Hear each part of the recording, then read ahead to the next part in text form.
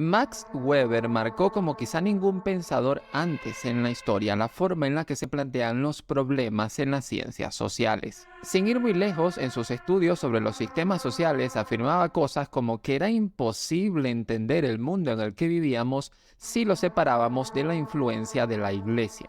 Esta es la visión de un hombre inteligente, visionario, pero también profundamente obsesionado por el trabajo. Una obsesión que lo llevaría a su muerte. Hoy vamos a hablar de Max Weber, el hombre detrás de la teoría burocrática.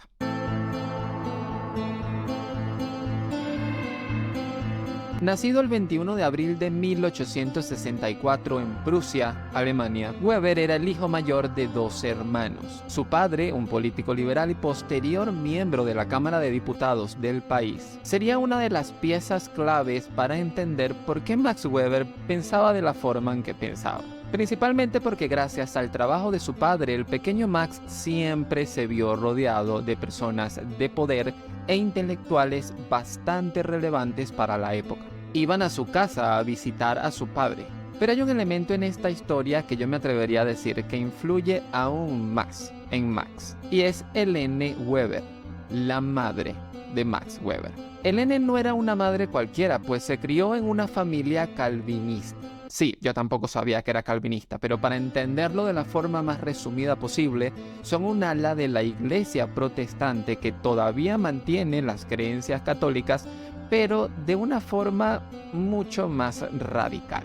Los calvinistas tienen la idea de poner siempre, ante todo, a Dios. Aunque su madre poco a poco fue adoptando creencias un poco más flexibles, lo cierto es que nunca abandonó sus creencias puritanas, comportamiento que evidentemente iba a influir en la forma en la que criase a Max. Fue además un matrimonio complicado, fue un matrimonio difícil, sobre todo porque el padre de Max asumió lo que para la época era también normal: ser cabeza de familia, ser un hombre estricto, y donde la mujer simplemente tenía la responsabilidad de criar a su hijo y obedecer fervientemente a su esposo. En ese entorno que ya se pueden imaginar cómo se tornaba en ciertas circunstancias, pues creció y se desarrolló el intelecto de nuestro querido amigo Max. Ya desde su crianza internamente empezaron a desarrollarse ideas y formas de ver la vida que de una u otra forma pues sentenciarían la manera en la que Max viviría su vida, vería el mundo y lo entendería. Max se matricula en la universidad en el año 1882 y 2 años después se une al servicio militar. Ya con 20 años estaba en la universidad y al mismo tiempo era militar. Pero nunca en todo el tiempo en que estuvo tanto en la universidad como prestando servicio militar, abandonó su hogar familiar. Un mundo conflictivo, un mundo donde estaba rodeado de políticos, de académicos y de fuertes creencias religiosas. Y resalto mucho esto porque ya en el año 1884 Max tenía cierto comportamiento compulsivo cuando nos referíamos al trabajo. Para Max, solo gracias al trabajo disciplinado era que un hombre podía evitar caer en su tendencia natural a la autocomplacencia, evitar caer en la pereza y evitar caer en una evidente crisis espiritual. Max era un hombre que posiblemente no tenía tiempo para divertirse, para descansar, porque eso simplemente era mal visto. En definitiva, no tenía tiempo para ser alguien normal.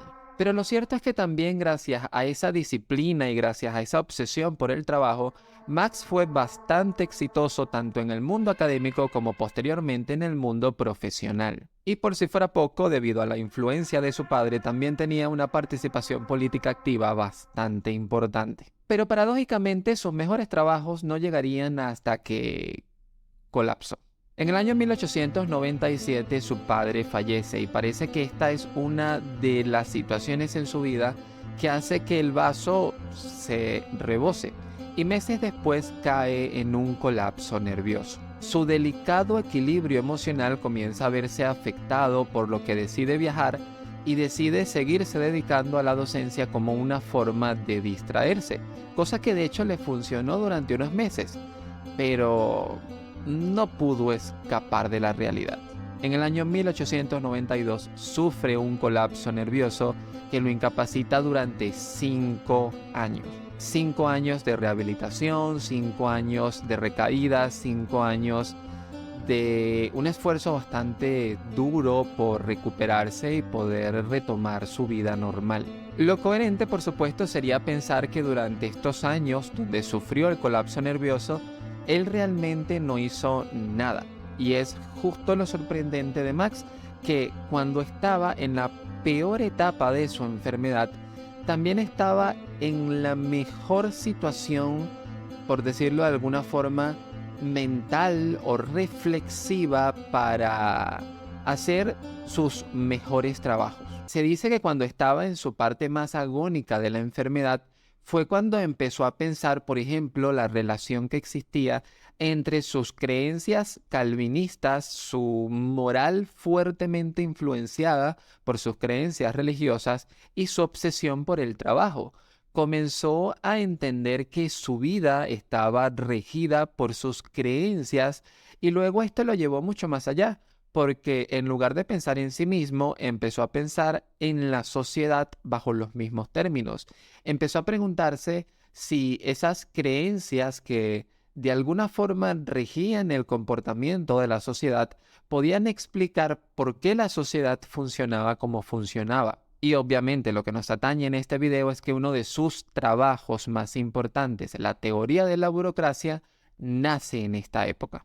La burocracia, entendida por Weber como la mejor y más eficiente forma de organización posible. Para este hombre criado con fuertes creencias religiosas y rodeado de políticos desde pequeño, la burocracia era la forma perfecta de organización. Weber realmente no inventó la burocracia. Weber vivió entre burócratas, estudió a los burócratas y entendió e identificó una forma de organización que ya existía en el mundo político y que a él le parecía fascinante. Desde el punto de vista de Weber, la burocracia es bastante sencilla de entender. Se habla de un modelo organizacional que tiene cargos definidos, jerarquías definidas, un personal capacitado para cada puesto de trabajo, un reglamento que norma la conducta de los integrantes de la organización y un mecanismo que les brinda seguridad en su puesto de trabajo y la posibilidad de ir ascendiendo en esta jerarquía. En resumen, es una organización cualquiera de la actualidad. Era algo que siempre ha estado ahí y que influyó en la forma en que luego la empresa privada se empezó a estructurar. Sin embargo, aunque es obvio que siempre ha estado allí, hoy la burocracia tiene como un cierto halo de negatividad. Cuando se habla de burocracia, no se habla de esta estructura, se habla de cosas un poco más negativas. Entendemos la burocracia como un estorbo, como lentitud, como falta de flexibilidad, como exceso de pasos, como qué molesto, qué burocrático, qué poco eficiente.